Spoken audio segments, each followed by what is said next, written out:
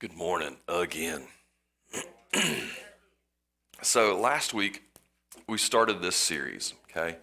And I know this this series is one of those that's like, really? Yes. And the title of the series is kind of misleading because it says thanks a lot. And we think of this time of year as a time of being thankful for the things that we get. And so many times we look at it and people say, you should be thankful for what you didn't get. And we tend to give them the same response, like, what? Because let's be honest, nobody is ever thankful for the things that we don't get, right? We very, very rarely do we ever get something and we're like, I'm so glad I didn't get that.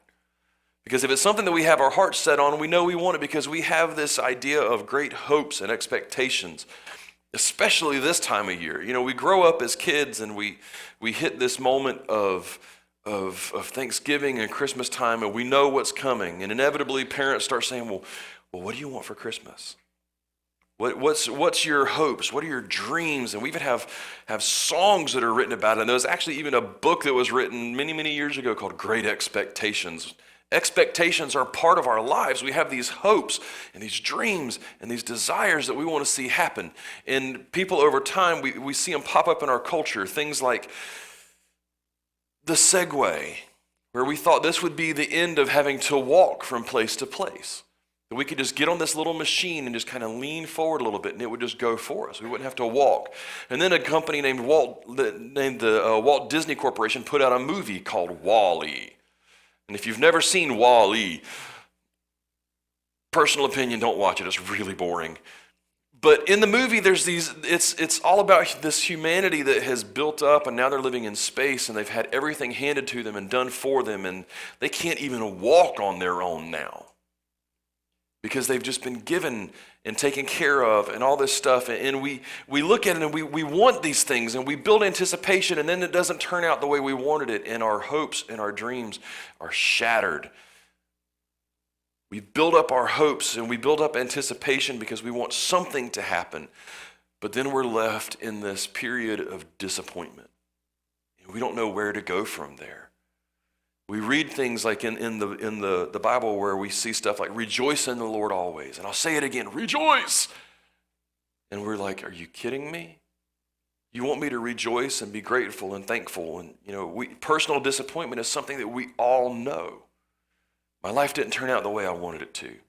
The job that I took didn't turn out the way that I wanted it to. Being an adult is absolutely nowhere near as much fun as I thought it would be.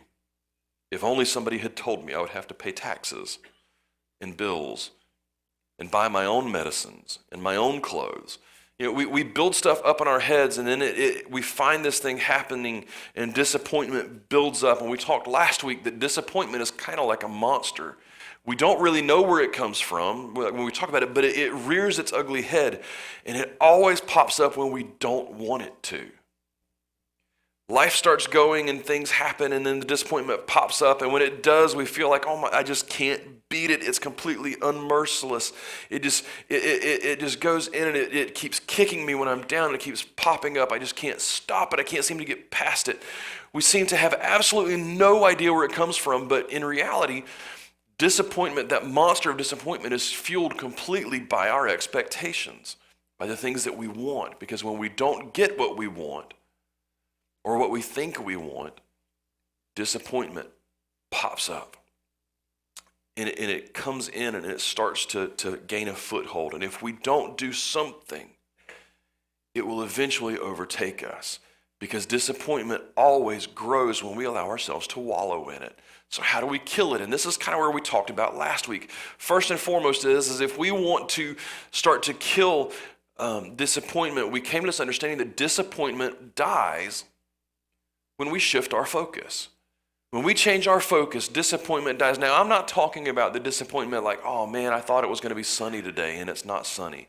I'm talking about the disappointment of that life-shattering, life-altering disappointment that pops up. If we allow ourselves to focus on our situations, then it ultimately will begin to start to overtake us. And we took a look at Paul, and we looked at a little bit of his situation in the book of Philippians, because the church in Philippi was one of the very first Christian churches to be formed after the resurrection of Christ. Well, as he plants his church and things start going on and things happen, he writes a letter in this letter to the church in Philippi talking about his situation.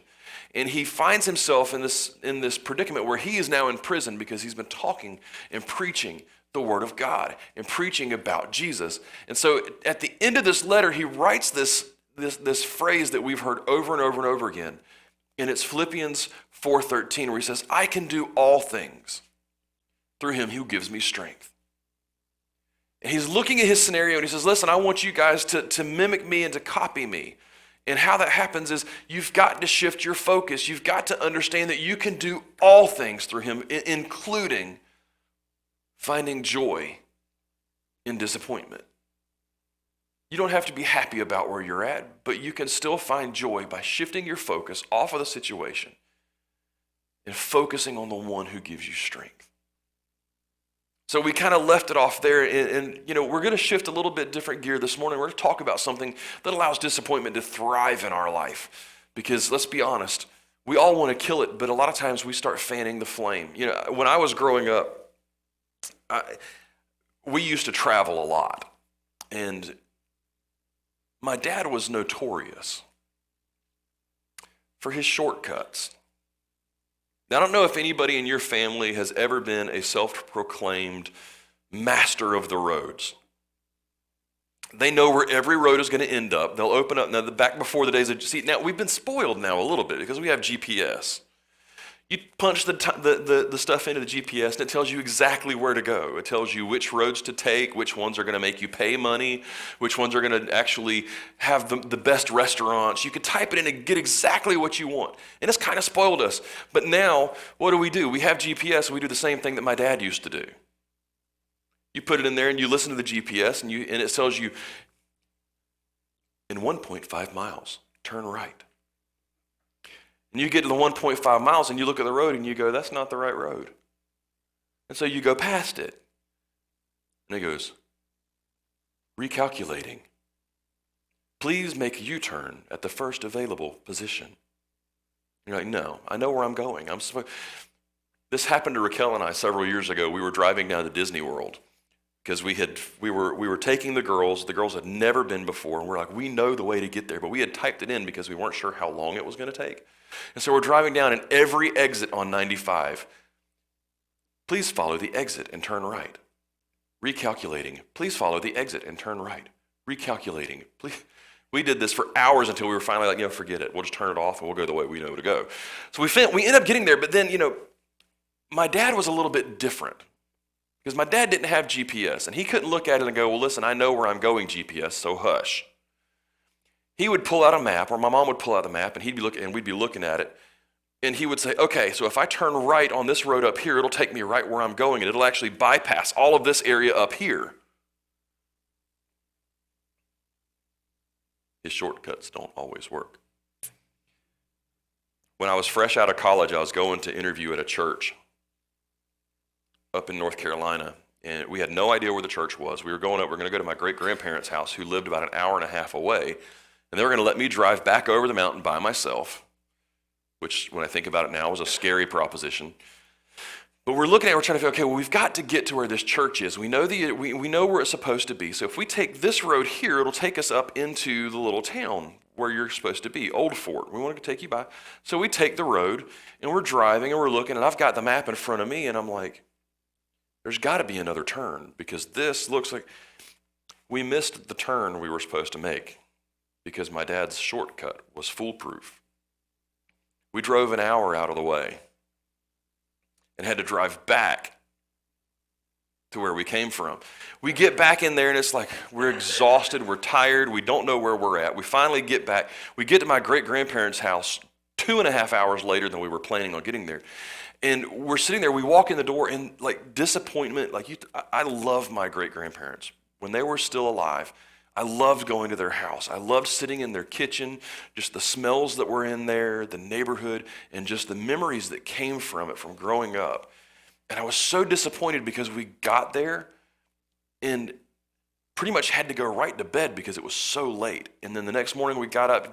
I didn't get to spend as much time as I wanted to with them. And I was so disappointed. And the reality is we think about it and we know where we're supposed to be going.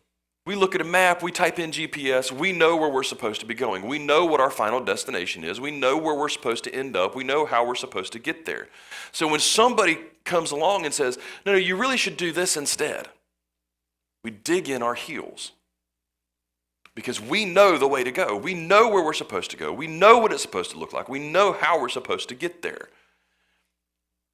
And can I tell you guys a little secret? This is nothing new. This isn't something that's just popped up in the last century. This isn't something that's just popped up since GPS started. This is something that has plagued humanity for our entire existence. We know where we're supposed to go, but we think we have a better way of getting there. We think we have a better route to go. In the Bible, there's this story that is famous for somebody being told where they're supposed to go and how to get there and what they're supposed to do, and then them going, I have a better idea. And it's this guy named Jonah. Jonah was an interesting guy because Jonah was what we call a prophet. Okay, now we get a little confused about prophets when we think about it. We think of prophets as people who would come along and would tell the future. That's not what a prophet was, okay? A prophet was someone who typically was chosen by God out of a specific area, a specific region, a specific tribe, because the people in that tribe, that area, that region knew the person. And then God chose them to be his mouthpiece. They would speak on his behalf. He would give this person messages, and then they would go and they would share the message.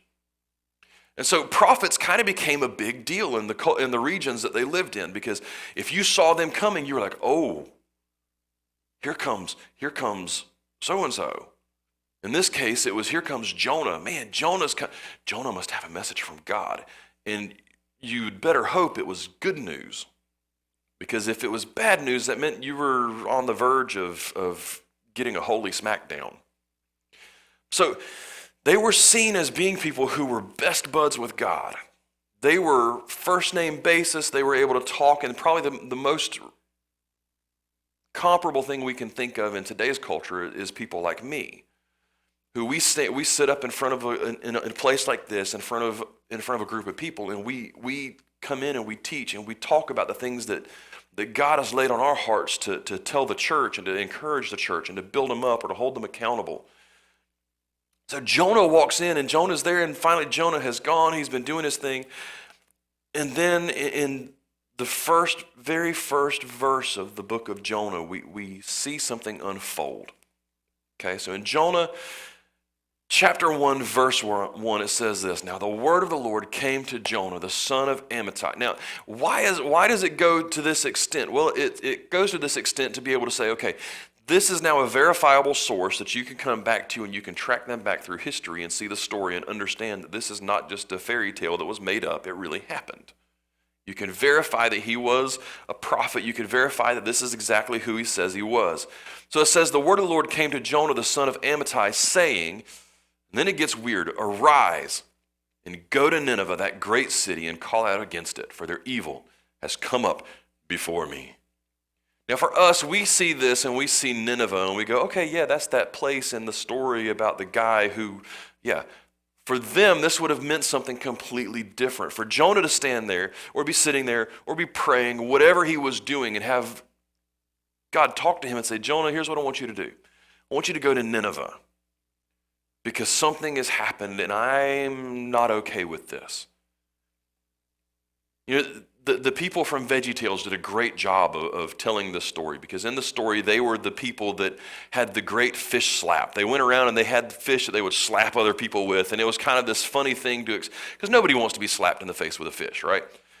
Well, the city of Nineveh was actually the capital city of the Assyrian Empire.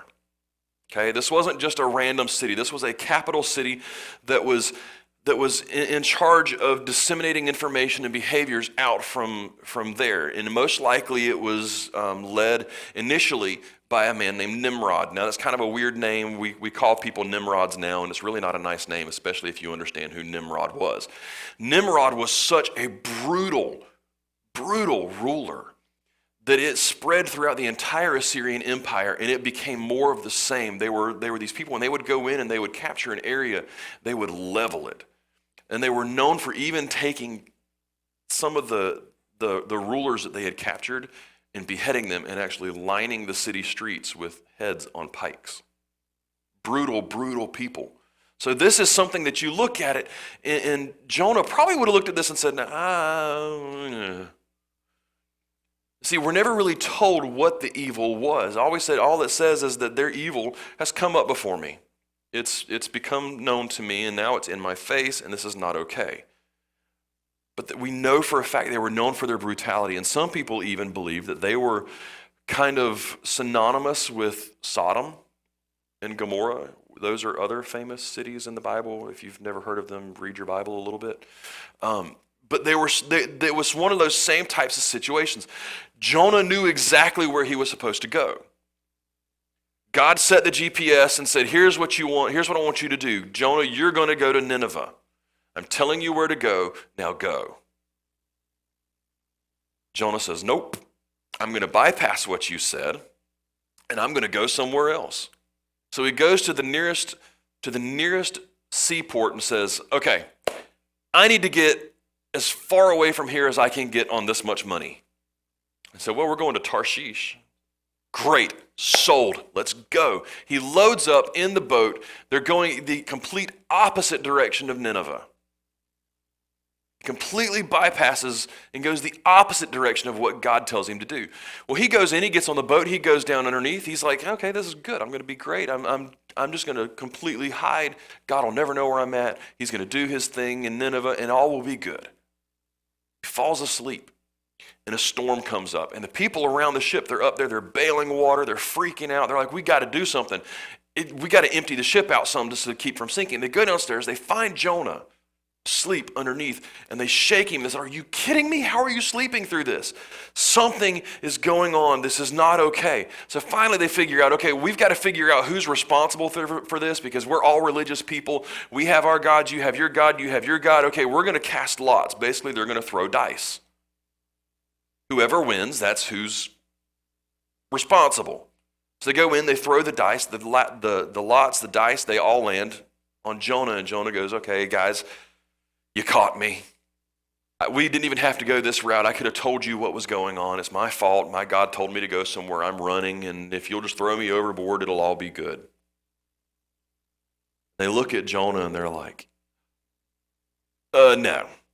We're not going to take you, throw you overboard, let you drown. That would be completely inhuman of us, and then our gods will hold that against us as well as your God because we killed you. He says, no, it's okay. I'm telling you, there's no way around it. So they keep trying to keep going again against the GPS. They're trying to do this. They're trying to bail out the water. They're trying to get everything. They're throwing stuff overboard, and it's just getting worse. And he finally says, just throw me overboard. I'm telling you what you need to do. So here's the guy that's running from what he's been told to do, trying to tell other people finally they're like, okay, fine. They pray and they're like, please do not hold this against us. They throw him overboard. The storm stops. The Bible says that God sends a great fish to swallow Jonah. And for 3 days, 3 nights, he's in the belly of this whale, and he's in there and he's praying and he's coming to grips with what he's doing. He's done the same thing that so many of us have done so many times. When we're ignoring our GPS and we wind up in the worst part of town possible, instead of showing up at the doorstep of the place we were trying to get to, where we knew we would be able to enjoy what we were setting out to do. He says, I am so sorry. If you will get me out of here, I promise I will do whatever you tell me to do. I will go and I will do exactly what you want me to do. He finds himself in the worst possible predicament. Disappointment has set in. He says, I've got to get out of here. God, I will do whatever you need me to do. And God says, okay, great. The Bible says that he makes the fish vomit Jonah up onto the shore. Now, let me explain something about how odd this would have been. Okay, first off, some people believe, and I'm one of them because I believe that God is huge, and it doesn't say this in this passage of Scripture. But it actually, some people believe that when the fish actually spit Jonah out, that he landed on the shores of Nineveh. That he was there on the shores. And here's what's such an interesting thing about this, okay? I did some research into Nineveh because we all know the story. We know what happens. We know that, and we'll get into this and actually let's go ahead and jump there. Jonah chapter 3, verses 3 through 5, and I'll come back to what I was going to say.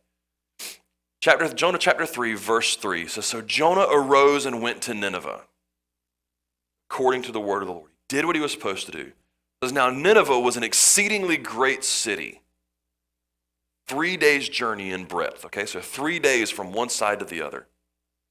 And Jonah began to go into the city, going a day's journey. So he walks a day into it and he starts yelling out, 40 days and Nineveh shall be overthrown. And the people of Nineveh believed God, and they called for a fast and put on sackcloth, from the greatest of them, least of them.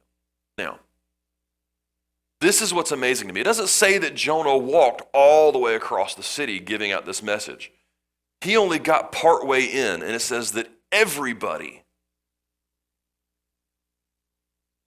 believed. They called for a fast and put on, and they began from the greatest, meaning the higher ups, the rulers, all the way down to the least, and went into mourning, grieving over what had happened. Now, only a God who is unbelievably powerful, working through the power of someone who is being obedient, could make this happen.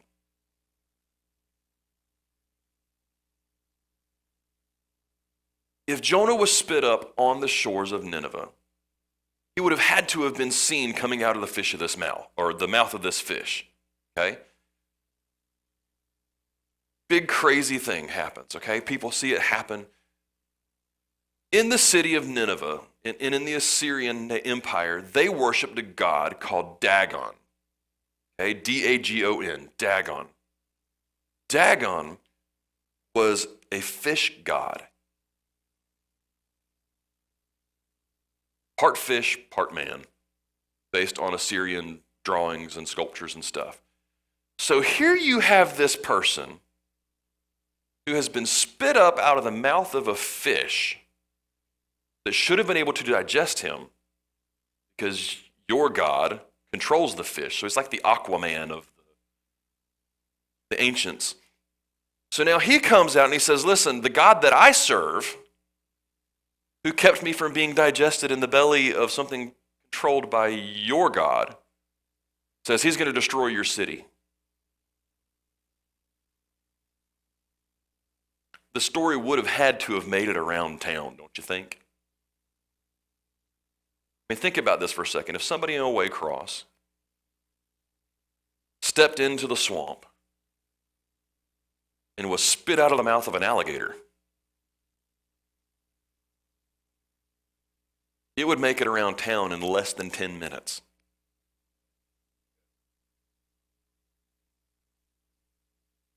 These guys didn't have Facebook and Twitter, Instagram, and all of those things. They didn't have text messaging.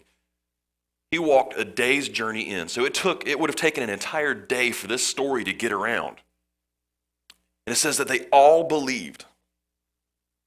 So Jonah kind of walked in here, one, under the power of God, experiencing something that only God could have done, being shown to be something that was more powerful than the God that they worshiped. So Jonah kind of walked in with a stacked deck. God knew what he was doing.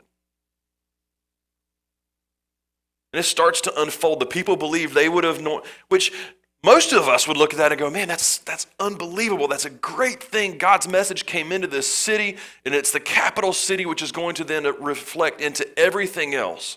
This is a great thing. This is so unbelievable. We would be excited about it. Jonah was ill about it. He wasn't happy. In fact, he was disappointed. Jonah chapter 4, verses 1 through 3 says, "But it displeased Jonah exceedingly." He wasn't just a little bit disappointed. He wanted this city destroyed. He wanted it to be leveled because of their brutality, because of how poorly they treated the Israelites and the people around them in the other nations. He was so disappointed. It says he was angry. He wasn't just disappointed, it just was beyond him. It said, and he prayed to the Lord and said, "Oh Lord, is this not what I said when I was still in my country? That's why I made haste to flee to Tarshish. Because I knew that you are a gracious God and merciful, slow to anger, abounding in steadfast love, and relenting from disaster. Therefore, take my life from me, because it's better for me to die than to live." He was so disappointed, he was so upset that God had done what he said he knew God was going to do. He was so upset that he's like, it's just, you know what, I'm done. God, I give up. I'm done with you. Disappointment rooted itself in Jonah's heart. And so what did he do? Even though God had already moved, God had already done what he said he was going to do, Jonah goes up onto the side of a hill and waits. And he builds a shelter and he sits there. And while he's sitting there, God causes a plant to grow up to give him shade. And then overnight he takes it away. And Jonah gets absolutely furious even about that. And he questions God. He says, "Are you kidding me?" And so God answers Jonah, and he puts him in his place. Jonah chapter 4, verses 10 through 11 says this, "And the Lord said, you pity the plant which you didn't labor for, and you didn't make it grow, which came into being in a night and perished in a night. Should I not pity Nineveh, that great city in which there are more than 120,000 people who don't know their right hand from their left, and not just the people, but also their cattle?" It's like, are you kidding me, Jonah? You kidding me? You've completely lost sight. You have missed the point. You have made the wrong turn and have gone completely the opposite direction from where I wanted you to go. And we look at that and we laugh and we go, well, yeah, that's right. Jonah in that moment had to come face to face with what the real issue was. He knew what God was going to do. He even says it. God, didn't I say this is what was going to happen while I was still in my own country? I knew that you were righteous, that you were slow to anger, and you were merciful. I knew that you were going to do this. He had to come to the realization that his focus was in the wrong direction. He quit focusing on what God wanted to see happen. He quit focusing on what God wanted to do and what God was trying to do, and focused completely on himself. He allowed disappointment to rear its head and to root itself in his heart because he was focused in the wrong place. He was focused on what he wanted and not what God wanted. Now, it's simple for us to look at it and go, well, I've never done that. Well, sure you have. When was the last time you looked at it and you prayed and you said, God, I need a better job. I need a new job. And he said, okay, but I want you to stay here for now. And then something pops up over here and it's like, well, God, if I go over there, I can make $10,000 more a year than I am now. Yeah, I get it, but I want you to stay here for now. And then you leave and you go and you're the most senior person at that position in that job. And you go, or maybe the person just ahead of you, you're the second in command, and you go over here and you take this job and you become the next, the right-hand man to the boss. And then the person that you were directly under in your position here retires and you would have been promoted, making $20,000 more a year. You look at it and you go, oh. Or maybe, just maybe, you're in that relationship and you're like, oh man, God, I love him so much. I love her so much. Can we please get married? And God says, no, because I have something better for you. You say, but God, have you seen him? Have you seen her? They are trophy material. He says, I get it, but no. And you bypass it and you do it anyway. Then a year down the road, 2 years down the road, 3 years down the road, you look around and you go, this is not what I thought it was going to be. Or maybe, just maybe, you're looking at it and you're looking at that house and you're like, man, that house, it's amazing. I can afford it right now. It's perfect for what I want. And God says, just wait. Just wait. But God, I need this house. And you get the house and you look at it and you go, oh my goodness, now I've got to spend another $20,000 just to fix it up. Whatever the situation, we all know what it looks like. We know what it feels like. And Jonah had to come face to face with this reality of he knew what God wanted him to do. He knew what was supposed to happen. Just like you knew what God wanted you to do and you still bypassed it because it wasn't what you wanted to have happen. And we come face to face with the realization that when we do that, it allows disappointment to thrive in our life because disappointment thrives when we actively work against God.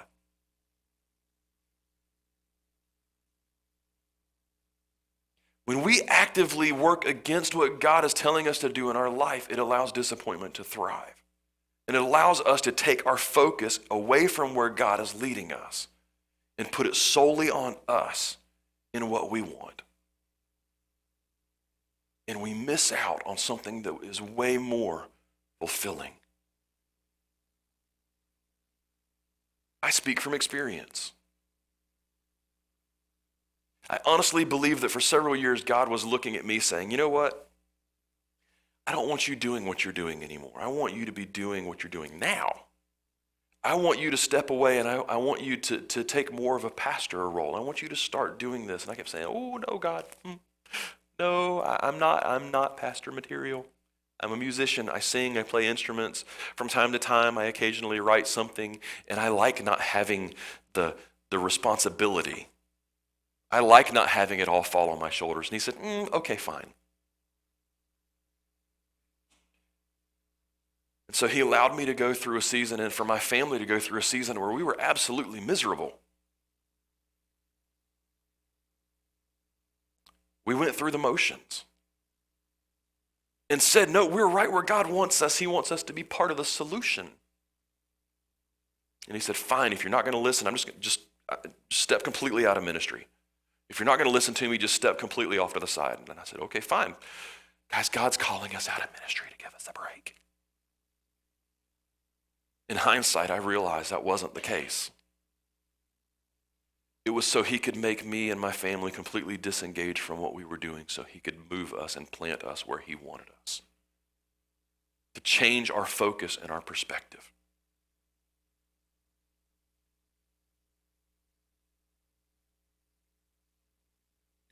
When we actively work against God, it allows disappointment to thrive in our life.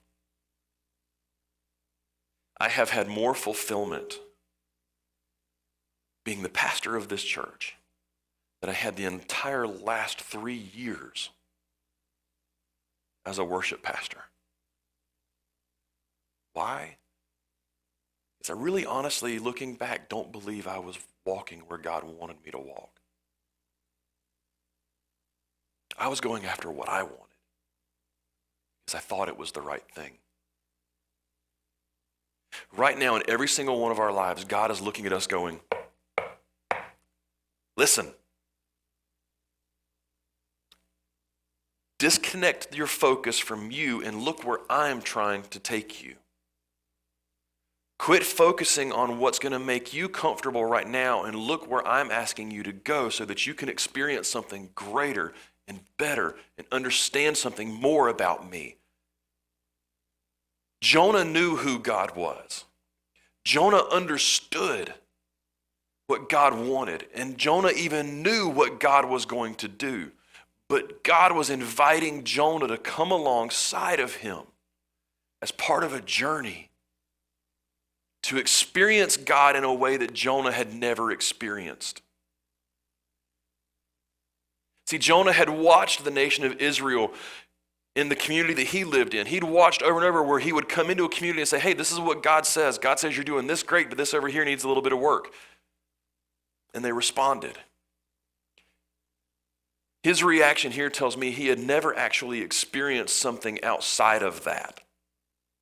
He had never experienced God asking him to move into something uncomfortable, to see God move in a way that would just solidify even more for Jonah, the rest of the world, how compassionate and merciful God could be. See, when God asks us to move, it's not to punish us or to make us experience something uncomfortable. It's to reward us with an experience that allows us to see him and know him on a deeper level. But because it's uncomfortable for us, because we think we know God better than God knows himself, we run from it. And then when God does what he's going to do anyway, it makes us mad. But when we actively work against what God is calling us to do, all it does is allow disappointment to breed in our lives because our focus is in the wrong spot. And it brings us right back to last week. Disappointment begins to die. We change our focus. For a lot of us in this room, we go through life and we say, yes, I'm a Jesus follower. And God, I read my Bible every day. Your word is a lamp unto my feet and a light unto my path. But I want to go on that one because that one looks uncomfortable. And if I go that way, I'm going to be tired and I'm going to be thirsty and I'm going to be worn out. But if I go that way, it's not going to cost me as much. This morning, I believe God is looking at us and saying, you know what? Ignore your path because at the end of my path, there's a well. And when you get to the end of that path where that well is, you can drink deep, be refreshed. That's why Jesus said, come to me, all of you who are weary and heavy laden, and find rest. Because my yoke, my burden that I ask you to carry, is easy. It's light. You'll never be disappointed in the end result. Emphasis mine. What is it this morning that you are trying to force God to allow you to do instead of walking where he's already leading you?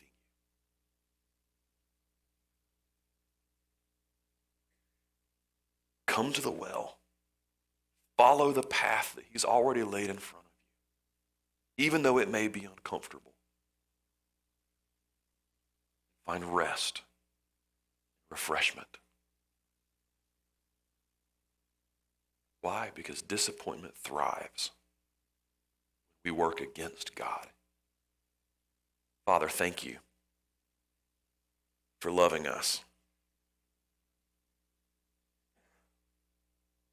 Thank you for calling us to places that really do tend to make us uncomfortable. And thank you that when you do, you provide a way, that you provide strength, encouragement, even rest.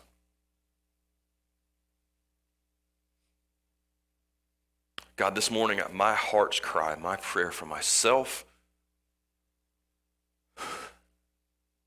for this family, this tribe, is that we will quit ignoring where you're leading us. We will come to the well where you're already waiting to refresh us.